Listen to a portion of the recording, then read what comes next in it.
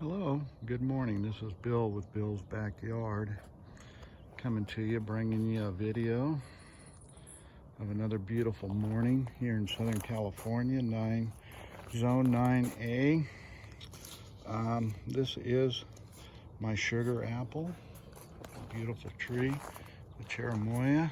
You can see, look at all the new growth on it. It's really looking good on there. A little shot of the planter boxes that I'm doing here in my backyard. I bought this house 2 years ago, and I've been slowly but surely changing it over to sustain us and my family and my grandkids with fruits and vegetables. Black sapote, loquat, another black sapote, and Barbados cherry. As you can see, I've been steadily going. If you've been kind of checking my channel out, you're kind of learning that I've been dedicated this side over here to stone fruit and vegetables along the back over here. And then over here in the middle, coming this way, is going to be my exotics. And then over here, this was here when I moved in, these evergreens. I'm going to start planting back over here, and I'm going to plant out on the perimeter out here. I just haven't, I work full time, so I don't have time to do it all at once. Plus it gets pretty hot here, so it comes down in stages. This was the first tree I put in. I want to thank Dave Wilson's Nursery for introducing me, mostly Tom Spellman, about high density and some of the trees that they grow out there, and with the Zeglers on there. So this was my first tree I put in. This was my second tree I put in. This was my first planter box I put in on there, and this is a Thompson seedless grape as far as that goes on there. And then this was my another planter box. This right now is like my watermelon bed, sunflowers and strawberries. It was going to be a strawberry bed, but I kind of turned it into a little bit of everything as far as that goes. And then my passion fruit was the next that happened. I put the passion fruit in here to give us privacy on the fence. I put chain link up for the simple reason that I could grow things on it. And then we ran vinyl between the houses here as far as that goes. When I moved in, there was no fences here.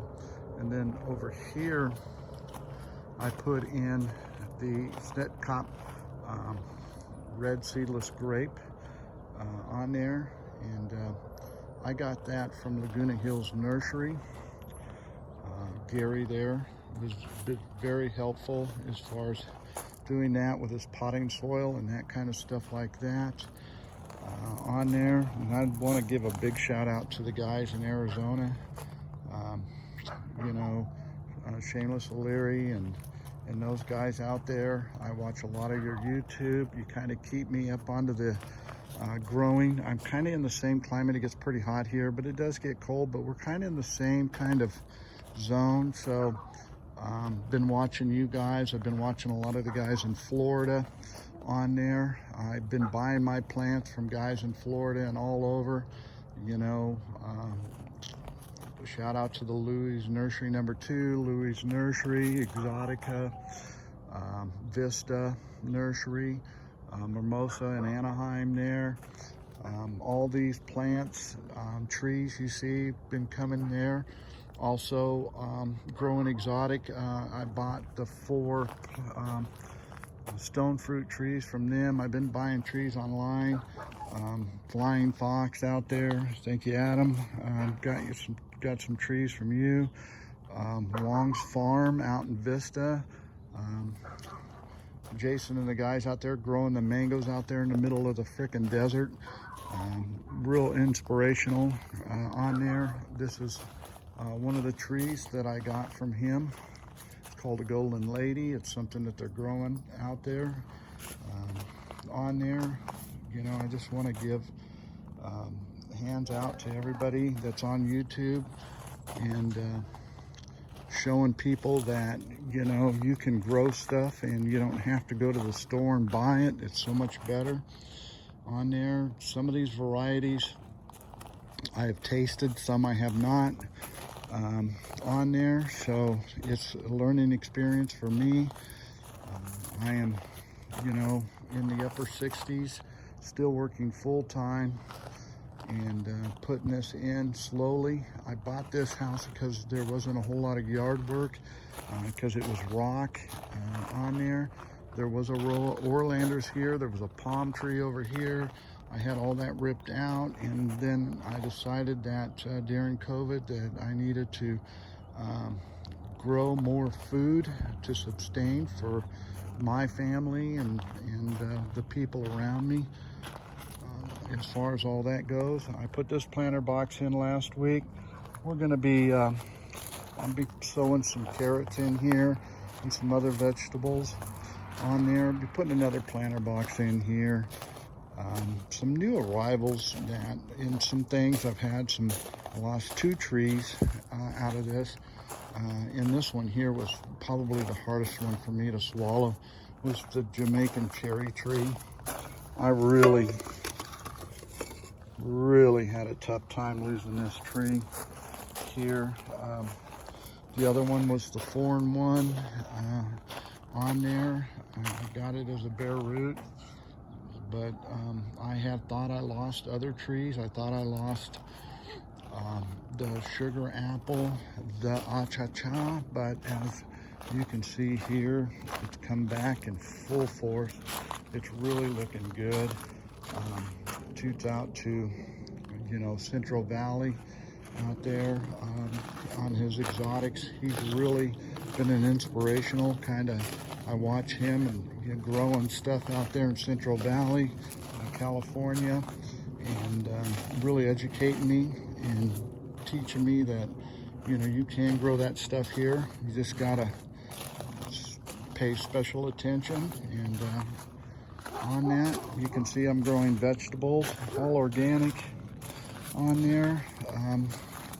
I slated this for a berry patch back here, but I'm gonna probably end up moving it on there. These all came mail order. I didn't buy any of these here, so I've had to transition them over to our climate here in California. But yeah, I got raspberries, I got a yellow and a red, and I got 4 different varieties of blueberries, a couple different varieties of blackberries, and then some kiwi on there. These are hard kiwis. I do juicing every day, so a lot of this is, that's how it started on there. And I'm gonna start mixing my own soil, peat moss and sand. I use perlite, and I also have some chicken compost on there. These trees that I put in the ground, this is a clay soil. It is a tough soil. It's had the plastic and rock over it for probably 40, 50 years.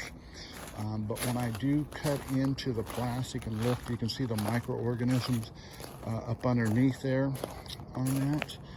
So it is there. This lemon tree was here, that orange tree was here, and this orange tree was here when I moved in. And then I got a bottle brush there that I keep trimmed back on there. And you can see the type of clay soil that we have here. I use an auger, I dig down. I use all kinds of amendments on the soil to get these trees, to give them a good start out. And then I also throw down, right now I'm buying all the mulch that's going down into these trees. But we have plenty of sources, and when I cut the trees, I'm chopping and dropping stuff on there. But everything seems to be doing pretty good. I'm very impressed with what I've learned, and putting in the hard work and the sweat I thought I lost this tree, but it's coming back. It's just, I want to thank everybody on, that's on YouTube, that's educating people. If you take the time and you watch it, you'll learn. The guy that's in zone 10 up there, I think he's like in San Diego. I seen these planter boxes that he had in his yard he was putting in. Gave me the great idea, so I decided to do it. It's just, I moved the rock and then I dig down. And that's kind of how I've been doing it. Because like I said, these two were my first two trees. I used the stone on there. And then I went into the planter box situation on that. I do have some white Pakistan in the front yard. I'm getting ready to put this tangerine tree in the front yard. I'm going to put a couple more trees in the front yard. I'm at a crossroads now, what I want to put and what I want to do. I'm not sure what I want to put in this box yet. I have plenty of trees. It's not like I don't have them. I have wax jambu. I have all kinds of different plants all over, Jabba, lychee. I got some moringa trees here. I got some fig trees here. I got another Logan. And then my prize over here that I really went after and went to go get was my ice cream bean tree.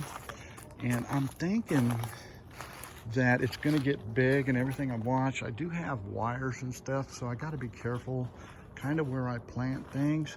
I'm thinking about putting that ice cream bean tree about right here. And what it's going to do is help shade this area in here. And then I can put a couple more boxes in over here, and then box this in and run some more exotics around here and keep it where it's kind of shaded and taken care of on there, because I'm really wanting to get off into some of these more exotic fruits. I got the canastel here. I got a monkey fruit. I got a lychee. I got some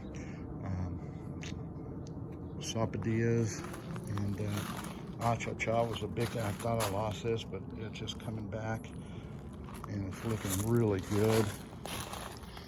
And then I thought I lost my black sapote in the pot over here, and I just kept with it and kept just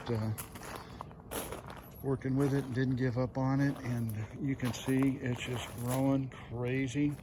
My other black sapote over here, I put it in the ground, it's growing good. My white sapote here is doing real well. So I'm kind of at wit's end what to put here. Sun comes up this way. As you can see, it's coming up. And then it kind of goes over to here. So whatever I put here is going to have sun all day. But I want to put something that also will shade in here, but not shade out my lemon tree too much. I use this lemon tree for a lot of shade up underneath here. And then having the ice cream bean over here is going to shade this area over in here as far as that goes. So I'm looking at either the mango going in here or maybe the cherimoya. The sugar apple I'm going to keep in the pot and run it over winter in the hoop with a couple these other. I was also thinking maybe about putting a white loquat in there. I'm not too sure what to put in here yet. I'm still thinking about it. The white sapotes are going to get kind of big. I do know that. So I'm probably going to be putting them in a box, both of them together. I'm thinking I should have done the same with the black sapotes, kind of made a little bit bigger box and put both of them together. I may come off of this box here and come out to here and add the other black sapote in here. So whatever I put here is going to have to tower up above them. And these are kind of slower growing. So on there, so that's kind of the problems I have today, is trying to figure out, where to put what in the ecosystem here that I'm trying to develop and have. So these will all go dormant, so I'm not too worried about these. On there, they're going to get the morning sun in that. but I do have a few trees to put into the ground still, and I'd like to get them in. Some of them I'll keep in pots. I do have a lot bigger pots that I've purchased. I've got big grow bags. I also got big pots. I'm looking at this pomegranate, where to put it. I thought about putting it on the other side of the fence over here on there. So we'll see. The apple tree's doing real well since I put it in the ground. You can just see all the new growth. It's just really doing good. Anyway, I just wanted to kind of give an update and shout out to some of the guys up on YouTube. I want to thank you very much for posting, and keep posting and keep growing. You know, Peter out there and the guys out there in Florida, man, just keep going. Your climate's a little bit like ours, so I want to thank you on that, and I want to thank everybody for giving me the inspiration to get out here in this backyard and to make things happen, to grow and be able to harvest. This is all fairly new. It's all within, some of these trees are 2 years old, a lot of them are less as far as that goes on there, but we're going to get a little production as the years roll on, and I will be keeping everybody up to date on that as far as that goes. And I just want to be very thankful of that, and just let everybody know that I am very grateful, and that you guys are posting. I post not to get subscribers, but I post for me. I post to watch the trees grow, and as I get more and more production, I'll be showing that of some of these beautiful fruits I have, and the vegetables and the things that I'm growing.